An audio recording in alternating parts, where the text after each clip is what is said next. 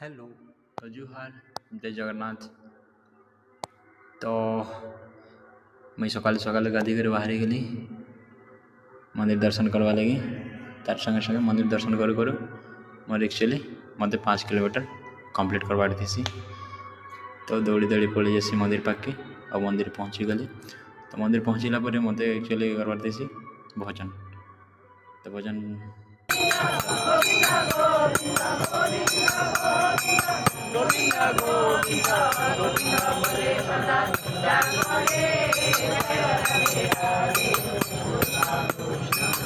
तो फिर से दौड़ी दौड़ी 3 किलोमीटर फिर आवाई पड़सी। 3 जगह मोर एक्सरसाइज करसी। तो एक्सरसाइज 1 बाय 1 करी करी जिते दरकार हो एक्सरसाइज सब सीरियली कर देसी। तारपर एक्चुअली मत पुशअप मारवार थी।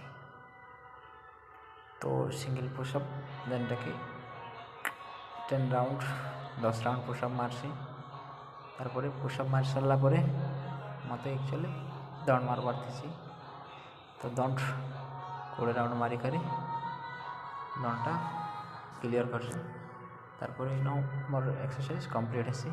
तारपर रूम के आसिक टिफिन पतर करी मोर 2 जन नहीं करे फिर मत काम करवार पड़सी।